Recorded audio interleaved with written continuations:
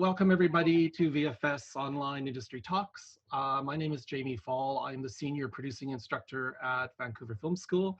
And I'm very excited this evening to introduce you guys to Robert Cowan, originally from Victoria, BC. So welcome sort of back virtually, I guess. Rob has been involved in the industry for over 4 decades, working all over the globe. Following a 15-year collaboration with producer Irwin Winkler, Rob produced an array of films such as Righteous Kill, starring Robert Redford and Al Pacino, Robert De Niro and Al Pacino, sorry, as well as Melissa McCarthy comedies, Tammy, The Boss, and Superintelligence. Rob's biggest hits include The Conjuring, San Andreas, and the blockbuster Aquaman, and is currently, as you were talking about, executive producing the action sci-fi film The Tomorrow War, starring Chris Pratt. There's a longer bio up on the website if you guys want to check it out. And obviously, IMDb is always a great place to check out what we are all doing. So welcome again today. Today's focus is going to be on the all-important, maybe the most important stage of production, which is prep, and talking about prep from a producer's perspective. So Rob, we all know the budgets, we never have enough time in prep no matter what, no matter how big, whether you've got $100 million or $1,000, you just never have enough time for prep. And as a producer being involved in prep, how important from your perspective is that time to carve away? And what do you see as your role in the producer seat during that prep period? Well, what you were saying is very true, that prep and the time, time period is the one thing that you always need more of. It's funny, I did a panel down when I was in Australia on Aquaman, and so I was the guy in the panel that was doing a $210 million movie, and then there were 3 or 4 other people, really well-respected Australian producers, had done The Piano and many other movies, but they were more in the independent, sometimes 10 million or even less kind of budgets. And at some point, one of the questions to all of us was, what do you, if you have more of one, what would it be, time or money? And everybody else said money, and I said time, and they all came up to me afterwards and they said, you know what, I think you're right. It's really, obviously money buys time at a certain point as well too. But there's always reasons why movies have to, get going, have to get shooting. You have schedules, you've got, on bigger movies, you've got release dates. On independent movies, which I've also done a lot of, there's a momentum that goes with them, and you really can't hold back. I've been involved in too many movies that have fallen apart in very different stages because it's lost its momentum, or there was a stutter step and somebody second guessed. Right. And you really need to be able to make sure you keep that momentum going. So if you're, like I said, even if you're in a small movie, you still will have time pressures to move forward because, same thing, it's always based on actors' availability and that actor helped get the movie made or whatever it might be. But so I do, yeah, it's true. I feel like time is really the biggest, issue and the biggest friend for you in the start of a movie, and particularly because I think everyone knows this, is the more prepared you can be on every level, is the better off you're going to be when you're shooting. And chaos on sets only come from not being prepared. You can, even having bad situations of weather or rain or whatever it might be, somebody gets sick, or if you are prepared and really know what the ins and outs of your project, then you can always roll with those. And that's kind of our job, on the movie, is to try and deal with issues that come along the way. But it really is key. And a lot of people, oddly enough, get resistance to that prep. I've worked with directors that feel like they want to leave everything up until the last minute and kind of have it all in the air and juggle it and feel like this is the creative process. But still being prepared does not take away from having creativity on the set. It's actually, I actually think it gives you more opportunity because you're not in that state of panic every day when you show up on the set. And I've had sort of glancing moments with Marty Scorsese. Irwin Winkler, I used to work with, has done 5 or 6 of Marty's movies, and Marty would advise us on movies that we were doing and making, and he was in one of them.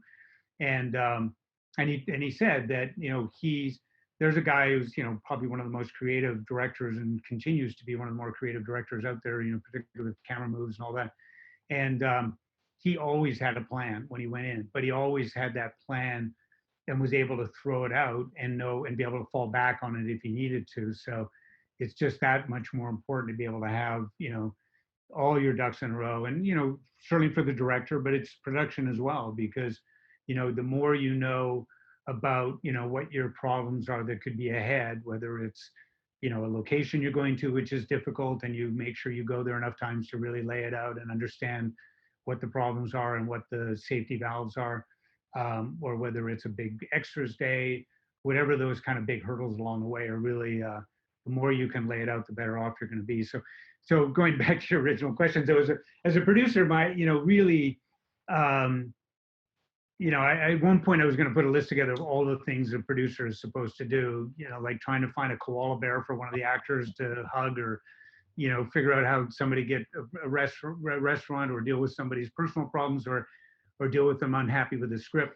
But at the end of the day, it's really just being a facilitator, and it's really sort of trying to help facilitate all the minds that are placed together to make a movie between a production designer and a director and script, a script writer, and the grip, and all the way down to craft service, and just make sure that all the I's are dotted and T's are crossed, everything, everybody knows what they're doing. Communication, obviously, but it's really just facilitating that prep period and taking advantage of every moment of the day that you can.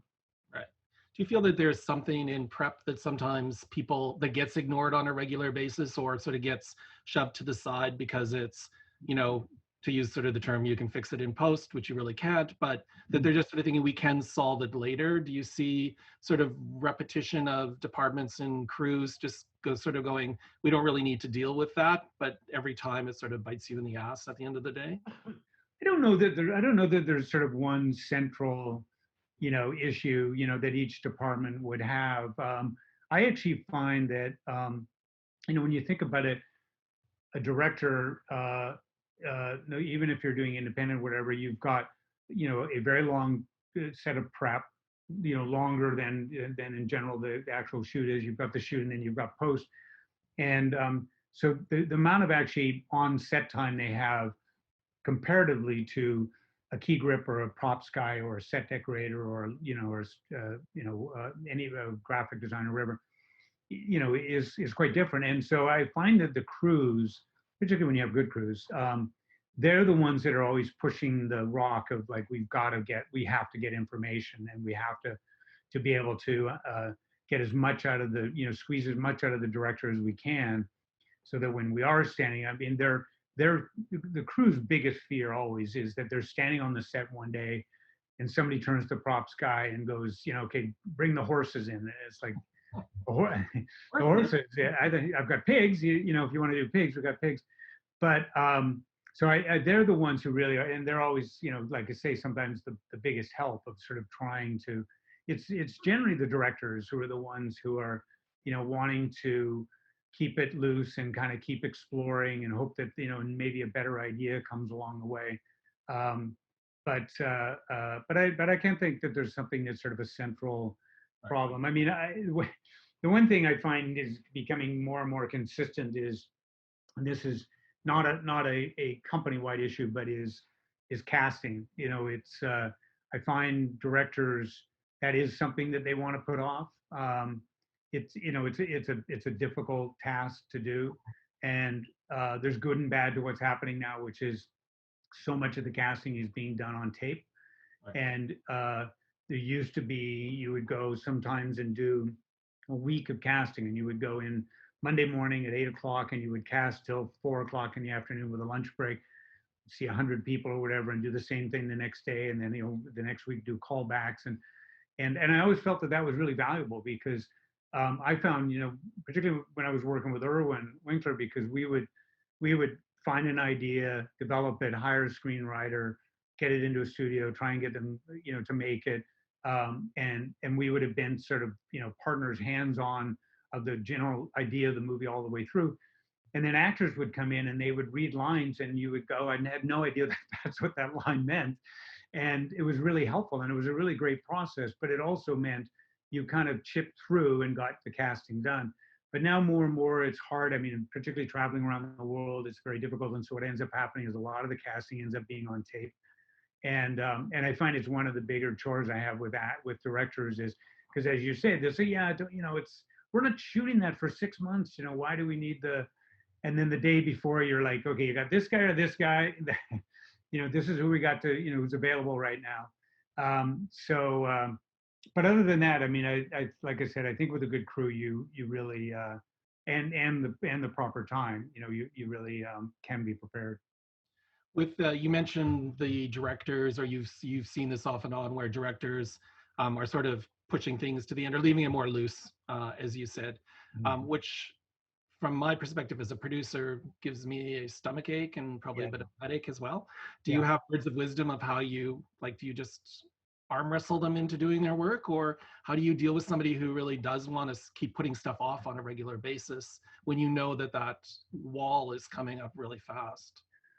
Well, you know, I think, you know, what I find most of the time is that they, you know, because I've worked with many, like same, I'm sure with you, is directors that literally will make a decision at the last minute. And rarely do I have someone who then, you know, turns it on the crew as, you know, so I really feel like it's in their court and you know, to be able to understand when the right time is to make those decisions. And so if they have a pattern and that's their pattern, then you kind of have to just, as you said, you can either get yourself all wound up because we don't know what we're shooting on Monday morning for first shot, and it's you know, and it's Saturday. You can just drive yourself crazy because it's going to happen a lot and it's going to go all the way. And I just try and play it that at some given moment you can grab the director, you know, and it may be Monday morning as you're walking on the set.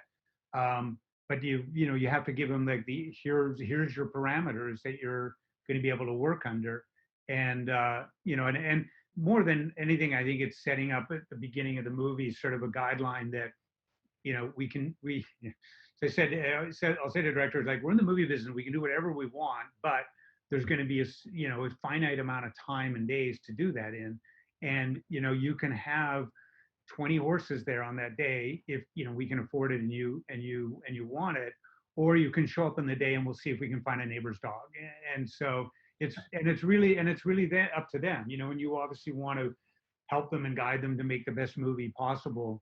But sometimes it's just you know you're just not going to get there. I really feel, and one thing I've found has helped me you know sort of deal with, like you said, the anxieties is that I feel that you know people's actions are endemic, and so you if you're going to try and change somebody's point of view or you know make them work in a different way, it's generally not going to work. And I think you have to kind of find a way to roll into the director's style and work with that and sort of find a way to help them, you know, first of all, understand that everybody there is to help them make a better movie, and everybody there is to try and give them, you know, their knowledge and ideas.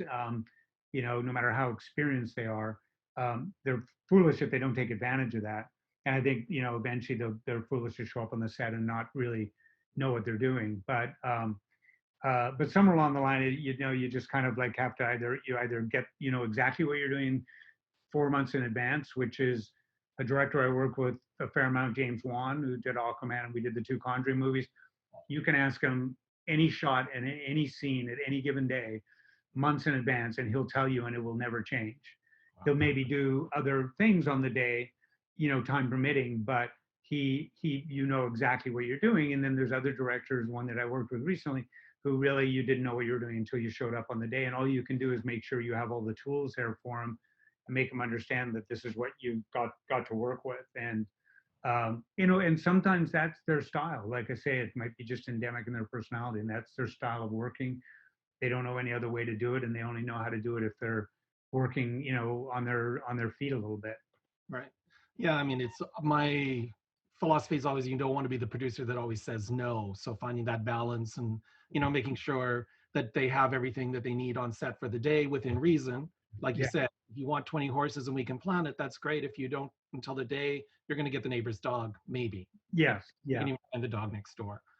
But Um, it is true what you're saying, and it is one for any producers out there. It is the toughest thing because particularly you know whether as we know, there's multiple kinds of producers, or some are just, basically production managers, and there's some that are literally just understand script and know nothing about making a movie. And then there's a whole mishmash of in between. But along the way, you don't want to, even as a creative producer and someone who's in charge of the production creatively, you still need to be fiscally responsible because it's all part of the making of the movie. No matter how much money there is in the movie, $210 million in Aquaman, we still every day were up against it and still had to make really hard decisions to try and pull back the production and be able to keep it manageable. But the biggest challenge is, like you said, is not to end up being the guy that the director fears is coming over from that other side of the set to come and tell me, no, I can't have something. And so you do have to find a way to spin everything, into a way of like, okay, we can take this and make an opportunity out of it, as opposed to just saying you can't have that. I'll tell a story that, having worked with Irwin, and I don't know if anybody knows who Irwin Winkler is, but Academy Award winner for Rocky, did many movies with Marty Scorsese, I was saying earlier, Goodfellas and Raging Bull, and just did The Irishman with them. Nominated many, many times for movies going way back to the 70s, and did a movie with Elvis. But he told me a story which I always liked about trying to deal with budgets, and also taking a negative and turning it into an opportunity, which is, for those of you who've seen the movie Rocky, there's a really sweet scene where it's kind of the first date, and Sylvester Stallone goes over to Talia Shire's house and is going to take her out skating on Thanksgiving. And he takes her out, and the place is closed, and he goes and knocks on the back door, and there's like a janitor there, and he gives them some money. Can't afford skates for both of them, so Talia Shire skates, and Rocky walks along with her, and it's a really sweet scene, and it's kind of very charming because, of obviously his character, but that they have this empty place themselves, and well, Irwin told me the story that was not how it was written. It was written that it was a full-on big Thanksgiving, celebration, and that the place was full of families, and everybody had ice skates, and everybody was eating food and hot dogs and all that, and they literally just couldn't afford it. And so they went to the director and to Stallone and said, look, we can't afford, we're $1 million movie, we can't afford this. And I think he tells the story that Sly came up with the idea of like, well, why don't we do it this way? And you actually end up with a better scene. Like, it's a much more original scene. It's much more touching, and the performances were better.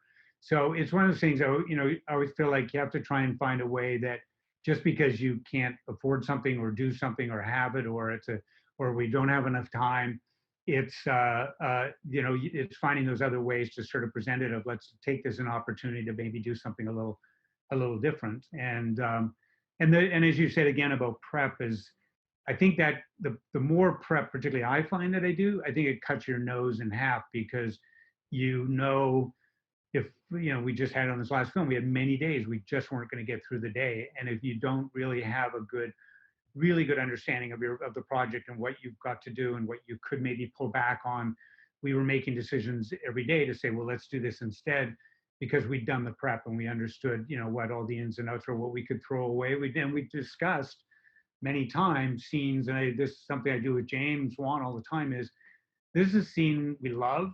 It probably won't end up in the movie. So we just need to keep that in our mind down the road when we start to run in trouble. And we had it on Aquaman, and we cut a couple of scenes that we knew probably wouldn't end up in the movie, but they were kind of cool. Mm-hmm. But you have them in your pocket. And when you're really in trouble, you both can look at each other and go, okay, we cut that scene and we'll move on. So he's having fail safes, which helps a bit as well. Yeah, definitely. I could definitely see that. You've done a lot of different budget movies. Do you feel that your role as producer varies? I mean, obviously budget is huge days, you've got bigger crews, but the core job of what your responsibilities are they drastically different from, Aquaman to something that's more of an independent feature that you would work on? Or is it pretty much the same job, just obviously on a bigger scope? Yeah, no, I always feel like it's exactly the same job. I did, a friend of mine had a movie that he had directed and helped write, and put a nice little cast together, and we shot it for about $600,000. This is about 5 or 6 years ago, so a couple of years before I did Aquaman, and and I felt like, the same problems and same issues come up on both of them. And obviously you have restraints when you're working with $600,000, but there was also kind of a freedom at that point too, because we knew, everyone coming into it knew that they were not going to get four other crew members to work with on their team, and they weren't.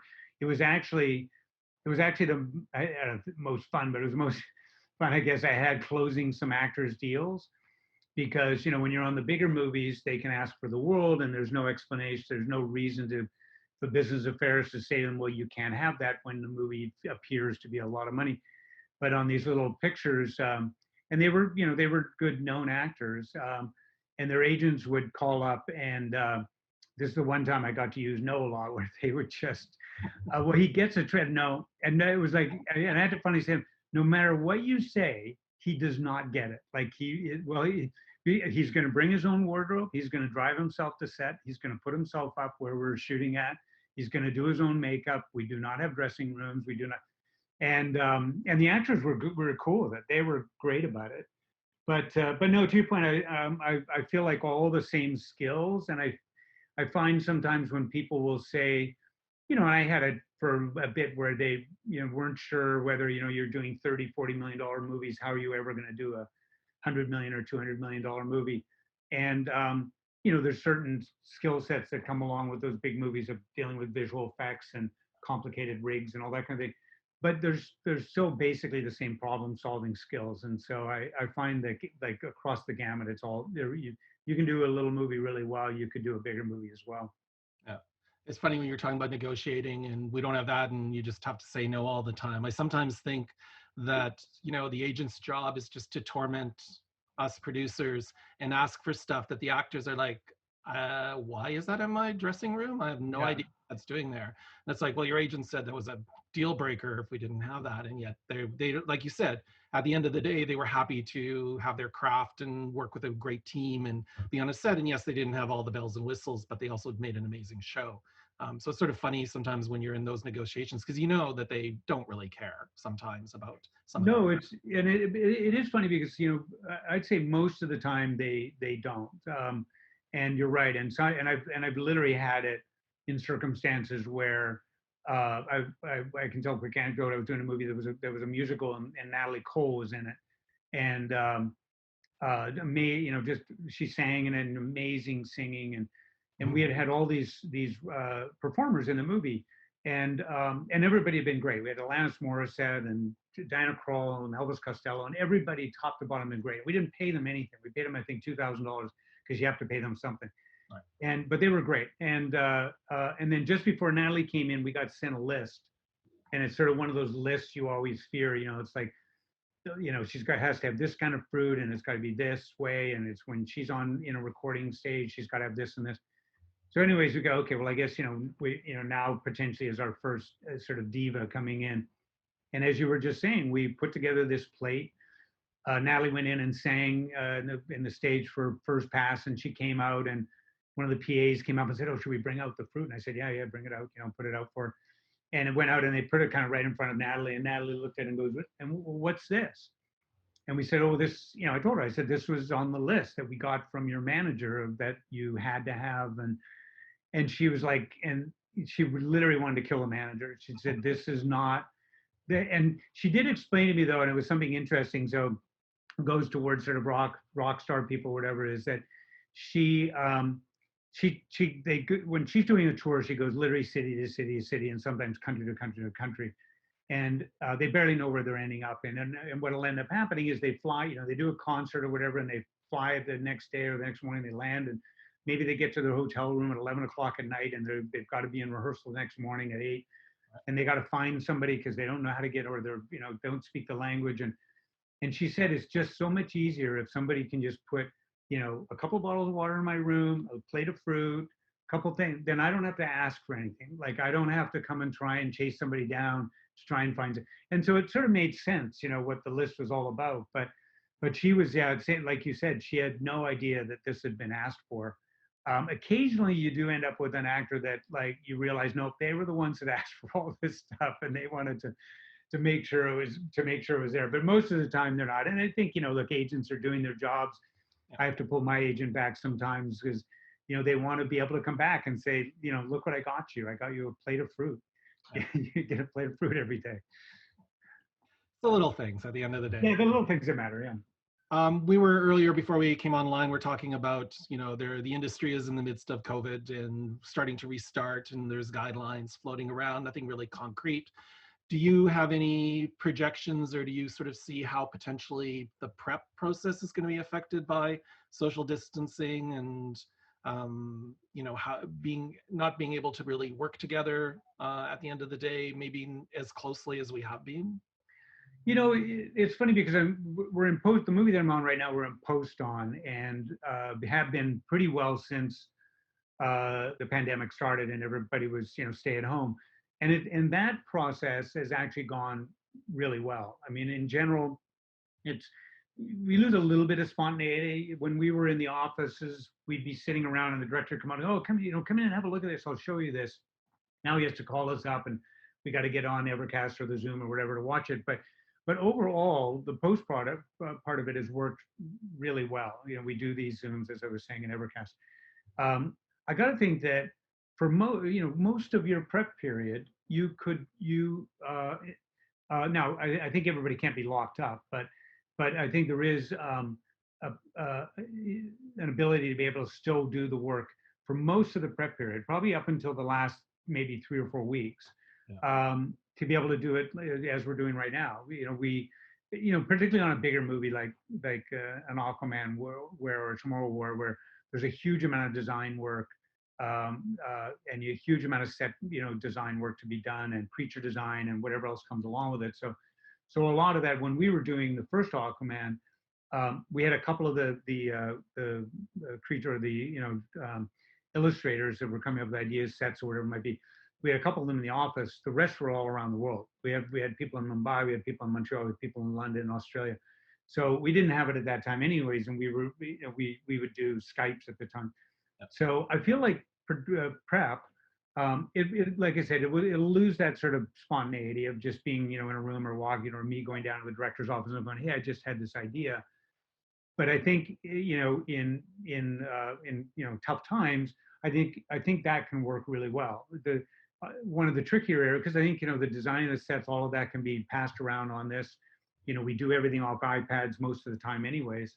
Right. And as it gets towards building, we would have to figure out a way to go in and be able to see them in sort of pods or sort of smaller groups. But I think the trickier thing is going to be locations, because as those of us who do location scouting or go out and it starts with one person, and then it becomes two, and then we always try and warn everybody in the house, you're scouting that house and you're going to be, and they go, there's so many people when there's 6 of you, and then you wait till there's 150 of us. But that sort of build up and the amount of times you go back to these locations, I think will have to become a little more efficient. Your tech scouts are going to be difficult. Yeah. But again, I think it just means, I think that the one location scout, a lot more will ride on him, of being him or her, of being able to get out there and just properly video it, and put something together that really shows the director visually what he's dealing with. The interesting, and this is starting to come more and more prevalent in particularly bigger movies, but I also think this stuff will get cheaper as it goes along, is that on on Aquaman, we did some sort of virtual scouting, and it was actually really valuable. We were able to virtually scout a set that didn't exist yet.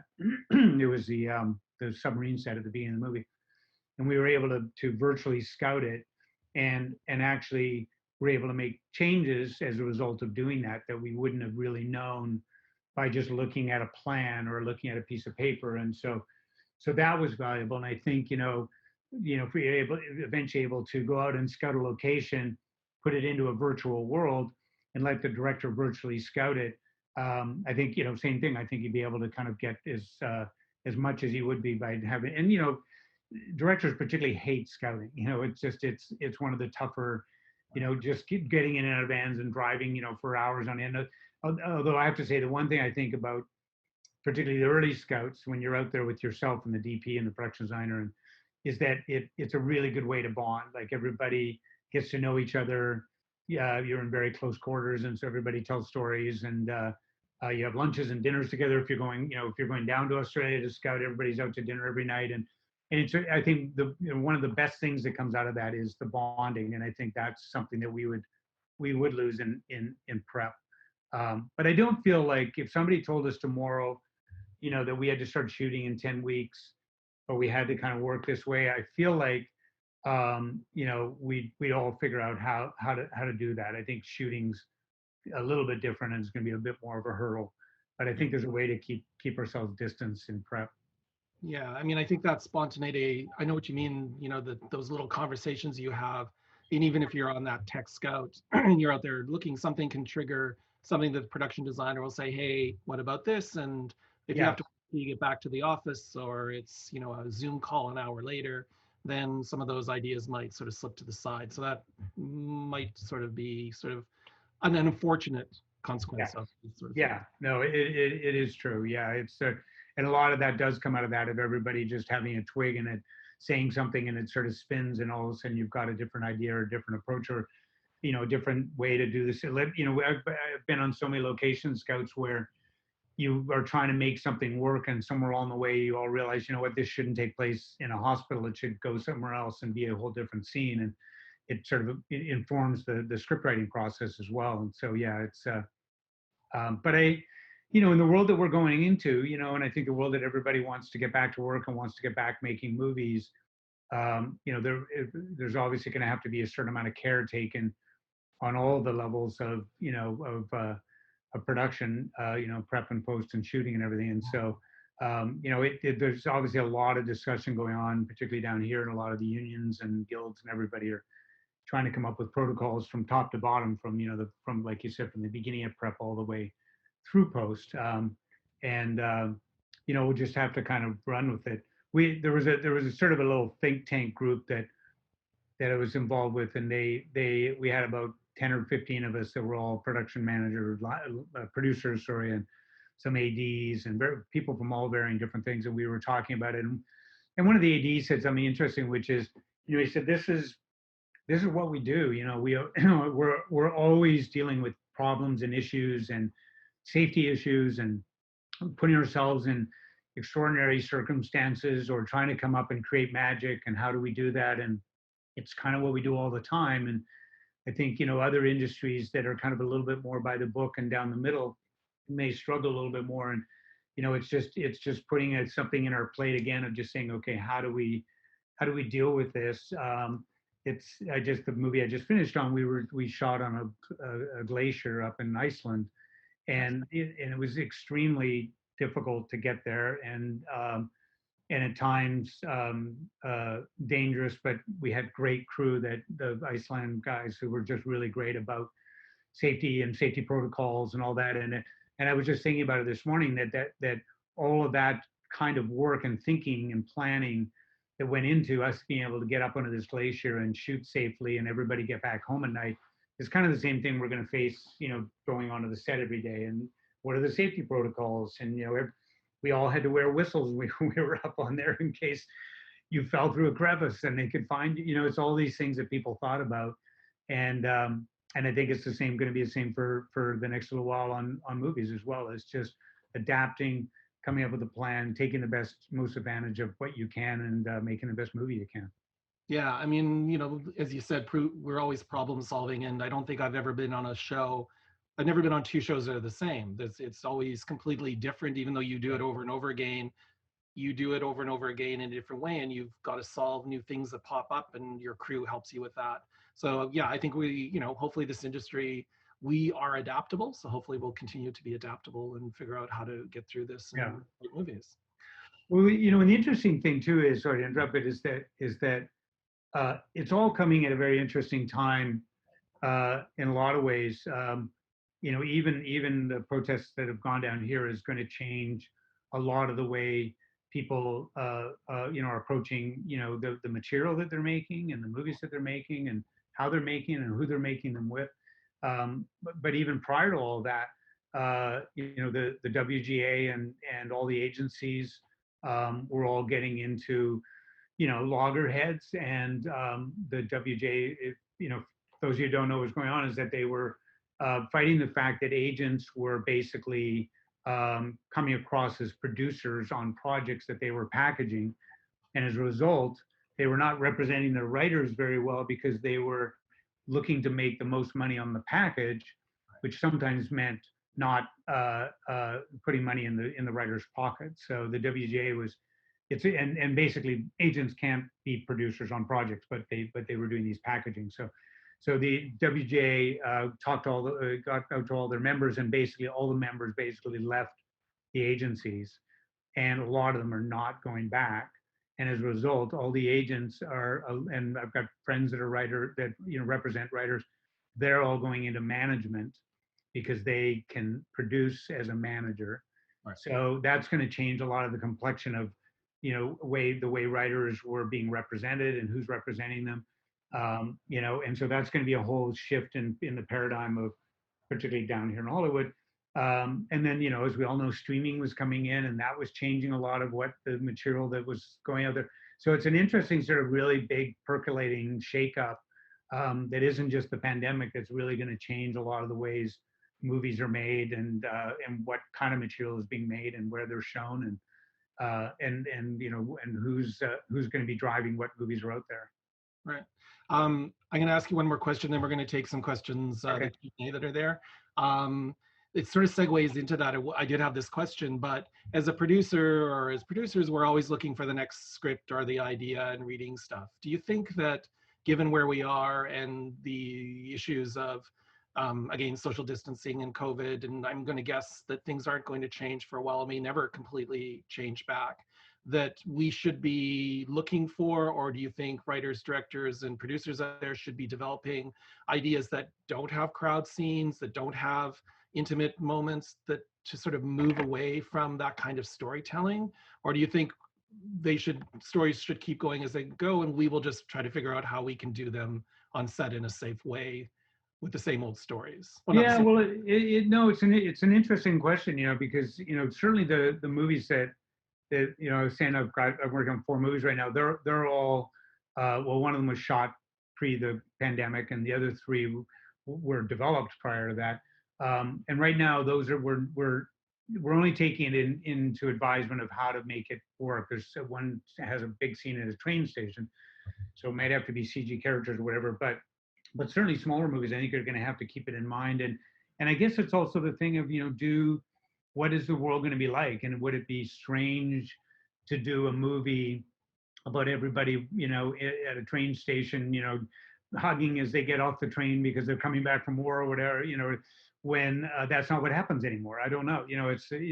It'll be interesting to see in 2 years' time from now, do the movies reflect the world that we're going into and living in?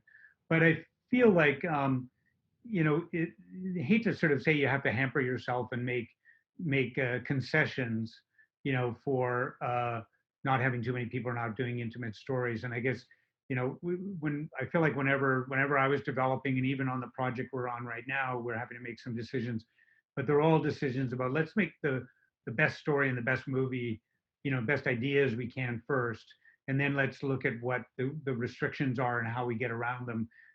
As I said, maybe everybody's skating at an ice rink with Talia Shire, as opposed to a whole bunch of people, and you come up with other solutions. But I think to start writing that way, I think would be very restricting. And I think it's still better for us to just kind of respond to the world that we're in and write about ideas of the world that we're in. But I do feel like, as you were saying about projects and looking for material and all that, the George Floyd thing has really made a difference. And I think all the studios and all the streaming services and networks, they are really going to be actively looking for movies that have multiple range of ethnicities and colors and religions, and really trying to sort of go to the real base of particularly the United States, but the world, and really play to that, and not be sort of trying to pigeonhole everything into what it has been in the past. So I think there will be a noticeable shift. that way into material that's being made that people will particularly greenlight as well. Excellent. Well, let's hope that happens. So some questions from the audience. Philip asked, having produced the Conjuring films, what is it about horror as a genre that gets you excited, and what do you look for in a horror script? It's what I like about the horror and particularly those two. But I've done a couple of others is that I actually think that horror is a way at looking at a more personal problem in in a sort of more entertaining way. You could do it with a comedy or whatever. You could tell a story in a very straight ahead dramatic way, and you could probably tell something that's very powerful. But by using the horror device, I think you can sort of make it a little entertaining, get people's blood going a little bit, but still tell an interest. I would feel and say that whether this is true or not, but the Exorcist is in some ways a young girl going through puberty, and you see this girl who's sort of growing up and sort of has a single mother, and all the sort of craziness that anybody might go through with the teenage daughter is just manifesting itself in sort of a bigger crazy way.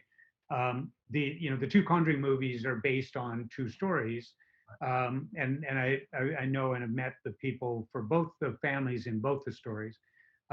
But I feel like and so we were basically trying to tell that what they told as their story. But I still feel like particularly the first one, it's just a story about a family, and it could have been just a story about a family in a farmhouse that's struggling. The father is needing to leave home to be able to make ends meet. They've overextended with this house that they've bought. They've got 5 teenage girls in the house, and how does a mother who's by herself most of the time deal with that? In our movie, she got possessed by the devil, so it's like that's how she. But I think, that's what to point of the question is that it's what I like about movies that I think really work really well, and I think it's why the Conjuring movies work really well is because at the basis of it, it's at the heart of it is a story about a family. It was the same with Conjuring 2, is that the father had left and there was this mother trying to raise these 2 little girls and a boy, and they had very little money, and they were bullied at school, and that ended up manifesting into these two girls, saying that things had happened in their house, and then it accentuated from there. I find when I read a horror script and it's literally just in there for the horror and the blood and the gore or whatever, I'm not really all that interested. Mhm. It was the nice thing about the Conjurings. There's very little blood in those movies, if any. I did a movie earlier on, The Crazies, and bizarrely, that's about a kind of like a virus that gets loose in a town, and what happens to people and how they react to it. And it really kind of, I think, had a good social message to say. So I kind of like looking for those movies that make it a little more elevated than the norm. Right.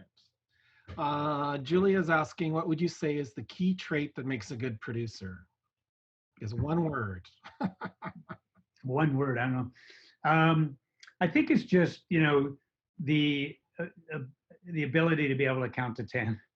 I think you just need to, as you were saying about getting, there's days you get anxious, and I think there's a lot of it's a bit of a freight train, and it's I don't know that I would ever want to try and hop on one of these movies in the middle, because when I start on a movie, you start, and it's the Tomorrow War that we're working on right now. It was the director and I, his co-producer, and a script, and that's all there was. And then we kind of made our way through that. But all the way along, you get, like I say, this freight train starts, and there's all manner of people that are wanting to push and shove and get things, as you were saying, get better prepared and need answers right away. And there's always that fault on sets where, just talking about this morning with somebody, where bad rumors go around the set faster than truth. It's like somebody offhandedly says, we're not going to need the dog tomorrow, and all of a sudden the dog's canceled and they've sent the dog home,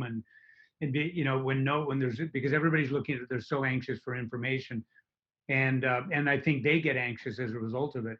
And so I find, like, the biggest thing is trying to find a way to not absorb that kind of energy from people when they come up to you, and try and take a step back. And sometimes it's literally counting to 10 in front of them. I don't mean physically, but just in your mind, you're counting to 10 in front of them.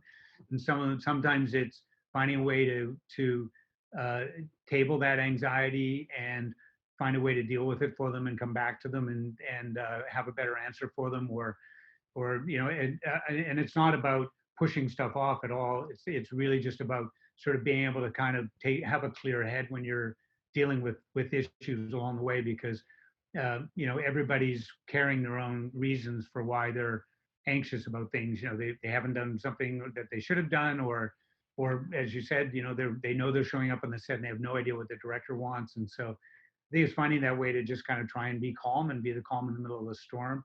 And a lot of that comes from, for me, it's just being as prepared as possible, like knowing the script inside and out. I mean, really knowing the script inside and out, so that I know this scene goes to that scene and what the next moment is and why that character is doing that, and so have answers for the script, have answers for the schedule, know the budget inside and out, and try and be the one that everybody comes to for answers, and also comes to give you information, because then you can balance out decisions in a much better way. But I think it's really just having that calm and able to kind of distance yourself from what might be like sort of a crazy energy that's going on. Yeah, definitely. I definitely agree with that. I'm sort of curious about this one too, and what the answer would be. So Fraser's asking, in terms of budget, with the amount of visual effects in a superhero film, oh, it's just, whoops, it just popped up. How do you manage the budget while having a somewhat unknown cost coming in post? So I guess my question on top of that is special effects that much of an unknown cost? Is it the wild, wild west Yeah. when you do something like Aquaman, and how do you keep on budget then? Well, it's not necessarily the Wild Wild West, but it is it's you'll hire a visual effects producer who works sort of with you, or or listens to you, but still works with you, and they'll put together a budget, and that'll have elements in it that are all stock, like a crew and a and data wranglers and all that kind of thing, or we got to go scan somebody. The hardest thing is, I think this question is the vendor costs, like how much money are we giving to ILM to create Jason Momoa riding on a giant seahorse, and it is a big guessing game. It is a very difficult document to put together. And basically what they'll do is they'll go in and they'll take on their own to begin with. They'll take every page of the script. Now, somebody at some point, sometimes at the studio, will put one together and they'll go, okay, each page has 12 shots in it. And we all know that that's not necessarily true. But the producer ideally will, in concert with the supervisor, who's more the creative aspect of visual effects, he'll sit down and they'll go through and they'll go, okay, I imagine that character is going to come through on the giant seahorse, and we'll probably do a wide shot, a close up. He'll go by again, and he'll look back over his shoulder. So there's probably 4 shots of that seahorse that we need. So we need to make an asset of the seahorse for $400,000, and then each shot is 10,000, whatever it might be. Anyway, so they do this whole document, and it's very detailed, and then it's always over budget. It's always more than the money that we have. And then we'll do that. We'll do a pass of that with the director. And the director go, no, I'm not going to do that. Or yes, I need more of that because I have a whole idea what we're going to do. Then storyboards come in, and they help inform ideally a little bit. And then the storyboards get translated into previs. And the previs, which is kind of like a mini movie, animated movie, and are getting really more and more sophisticated now. But those come together, and so ideally you hope that that's kind of on a movie like Aquaman, you hope that that's what you're shooting. So they count the shots, and then they come up with, okay, then they make that document. And so, however, you're still guessing that shot is $10,000 and it's not $20,000, and all you can rely on is the expertise of the people that you've hired. They then go to vendors, and the vendors bid it out as well, and you wait for that to come in. And so they'll are also guessing a little bit, but they'll say, look, we can do that shot for. We tend to end up with like 5 or 6 different shots that we may label, A, B, C, D, E, F, G, where an A shot is $250,000, and then the final shot is a $5,000 shot, or some of them become like wire removals where we have somebody in house who can just do that on their own. They just have kind of an After Effects program, and they can get rid of wires, or they can put something in the background, a sign in the background, or wherever. So we have people that do that. But anyway, so once all that work is done to come up with the most, um, a detailed document that you can, and really be able to understand what the number is, then you get into post, and it all changes because ideas come up and people have different ways of that. The editor tried different things, or shots got added in, and we're in the middle of that right now on the movie that I'm posting, where every day the over to under of the budget slides drastically. They just added 20 shots into a scene that didn't have the creature in it anymore, and then now no, but then we just cut a whole sequence. And so it is a very difficult thing to manage, and big or small, the movies are always sort of up against it, and you always tend to end up not having the money that you needed, and not being able to have budgeted the money you, because it tends to expand as you go along. So it's a real art, and it's a very, and also, by the way, for anybody who's even interested in that field, it is very difficult to find really good visual effects, freelance visual effects producers and coordinators and production managers and that. And it's obviously a really expanding field, particularly with what's happened with The Mandalorian and the way they shot that television series. So if you're at all interested, it's a great field to go into, and it's a great job. You're very hands-on, and you're there all the way through the movie, and you sit side by side with the director, and you come up with ideas for them and pitch them, and you get very creatively involved in really creating some great imaginative stuff in the movie. Do you think that, on the topic of special effects and visual effects, do you think it makes sense, or we'll see more of that happening even in smaller productions given the COVID situation? We will create crowd scenes, we'll put actors together where they wouldn't have been together, we'll go on that glacier but never actually be anywhere. I mean, that does happen now a lot of times when you're shooting special effects, but on even smaller movies, do you think that's an option for them to sort of be able to maneuver through this world and still tell or show an amazing story? I do think so. I mean, right now, obviously, the Mandalorian style, a virtual way of shooting the movie is very expensive. Those walls that they use are, extremely expensive, and managing them and getting the footage onto them. But even just doing blue screens still a very valid way of doing it, and a much less expensive way of doing it. And I think that there's going to be more of a cottage industry of people that can play towards more independent movies or smaller movies, and be able to help them out, because and whether it's a COVID or not, I think it's just allowing people their imaginations to go bigger by being able to. I mean, you look at what people can do. Like I said, with a little After Effects program, what people can do on their computers, just with a laptop, is pretty amazing. And I do feel like it will go much more. And like you said, I think it will help out with the COVID situation. But I also think it'll help put people in be able to let their imaginations go a little bit more than they used to. It's interesting what you're saying about the glacier thing, about going after the glacier. We shot, I think, 5 days up there, main unit, and in 2 of the days you could not see in front of your face. You literally was so socked in. We shot some stuff and we did some stuff.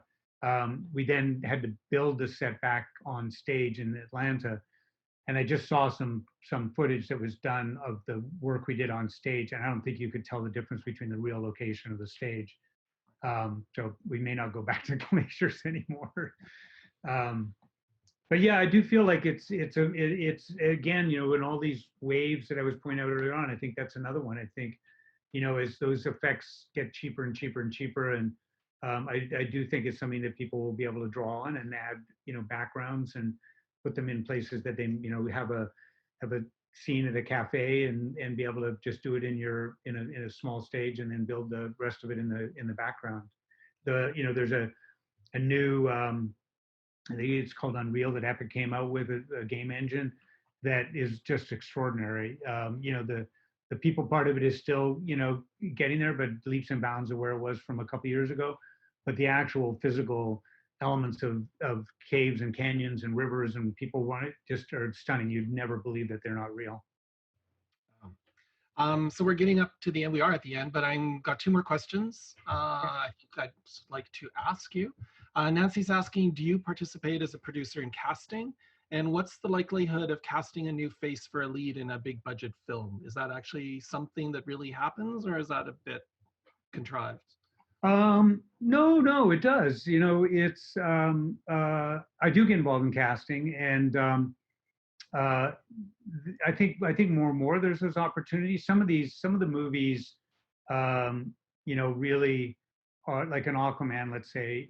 I don't know that it necessarily needs to be big stars in the lead roles. I mean, I think it's always nice when you can get a Nicole Kidman or a Willem Dafoe or whatever in there. But I think it's exciting for people to find somebody that they really believe in and can throw in there, because the movie itself ideally is the hero. You're selling Aquaman.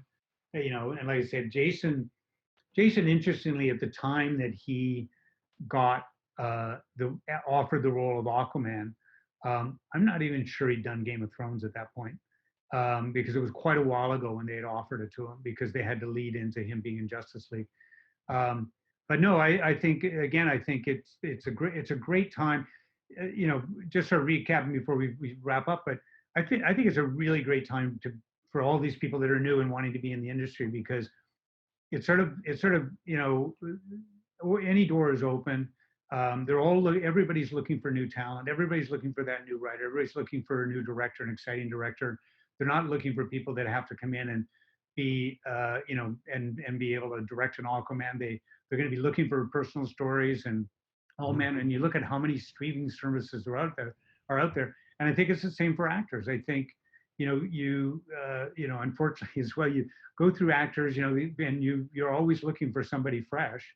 And you look at Jennifer Lawrence doing Winter's Bone, a tiny, tiny little movie, and now is probably one of the biggest female, stars in the world.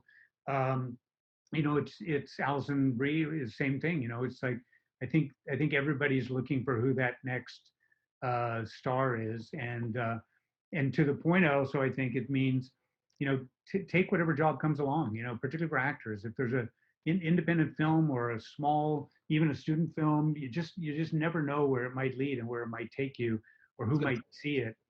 And it also gives you experience and gets you to try some stuff a little bit more. But everybody at some point in line, particularly actors, it started out in some movie they probably had no idea whether anybody ever see it, and they got launched as a result of it. Yeah. Last question. How do you deal with criticism from the media? And do you take it to heart, or you brush it off? Do you take it into heart and take it into consideration in your next project, or you just brush it off? I guess we're talking about critics, right? I think about critics, yes. Yeah, critics. It's funny because it is hard. It's hard when you get, because sometimes you feel like they're being unfair. And I think, and this is something my wife always says, is that no one goes out to make a bad movie. Everybody goes out, and there's a lot of people that work, very, very hard at, trying to make the movie as good as it can be. And nobody went out there to be pandering or try and do something that's terrible.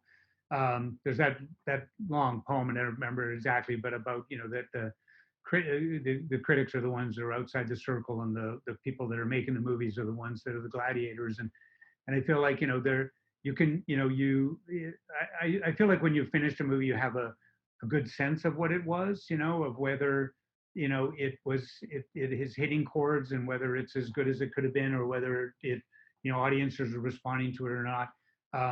But it is hard with the critics, because sometimes I think they feel like by being sensationalistic and a little harsher, that it's a better read for their readers than just saying, it's a nice movie, but they didn't pull through on it. So, but I do feel like, to the end part of the question, I do feel like you do learn. You do. I've done 3 movies with Melissa McCarthy and her husband Ben, and I do feel like after the reviews there, we all learned about what people like to see, particularly Melissa do, and what people felt worked and didn't work. And I think taking it more as a whole, I think if you go with one individual harsh critic, then it's hard to really weigh it. And the same thing for anybody who's overpraising it as well too. I've had that on films where the first review out of the blocks is you want to frame it. and then after that, people get more realistic about the movies. But I think when you can look at it as a whole and look at a number of comments and reviews, it's the same as it's always hard when you preview for the first time. The very first time you get it up in front of an audience, and then it's that you do a focus group right after that, and you're always waiting for that one guy to put up his hand and go, "I didn't understand the movie at all," and then the studio panics, and you're like, it's one guy who sat down front who doesn't understand the movie. So you want to take it in as the whole group and get everybody's sort of feedback. And feedback, I think it's one of the things too for directors out there. Try and get as much feedback as you can on your scripts and on your cuts. It's really valuable. You'd be so surprised when you finally run the first run of your movie, what people will say, and what kind of reactions they've got, and what things work and what things don't work. You always think you might know what it is, and it really is surprising when you get innocent bystanders to come in and watch your movie and give you comments. So run cuts as much as you can. It's very helpful. All right, we're going to wrap this up, Rob. I really appreciate that you've given us your time today. It was fantastic meeting you and chatting with you. If, as we leave, is there one thing you would say to budding producers who are out there that really want to dive into this industry? Well, I think, and I think this actually goes for everybody. It's as I said early on, I think it's a really exciting time, and I think there are many doors that can be opened for you, and they don't always swing wide open for you. And I think if you see a gap in a door, you want to get your foot in it and try and find a way in there. But I think the one big piece of advice is just for and like I said, for any position, director, cinematographer, actors, or whatever, just really know your craft and really know, for a producer, really understand script and understand story and understand structure and understand character and understand theme and understand plot. Also understand budgets and also understand production, understand post. Because I feel as a producer, you really need to be like I said earlier on, the one that people can come to and feel like, you're the dad in the group or the mom in the group that is going to be able to kind of keep the kids, from fighting with each other. But I think it really is key that you know as much as you can and about the industry. And I think that's the same for everybody. Understand what is going on in the industry. Understand, who's being cast where and what movies are being made and why is Hulu making this movie and why did Warner's put that movie in turnaround, and because it'll give you an idea of what's wanted out there and what people are looking for, and look for financiers. But all of this kind of condenses down into just you can never stop like trying to really understand the business that we're in, the role that you play in that business, and really trying to get out there as much as you can, because that's also part of it. Is when I was saying, like, take anything that comes along, because you never know who you meet. Networking is also one of the biggest keys, because you never know who a PA on some independent film or student film may be running a studio in 5 years from now and remember you, that you would help, whatever it might be. And so networking and getting to know people and helping people along the way, and they'll help you as well.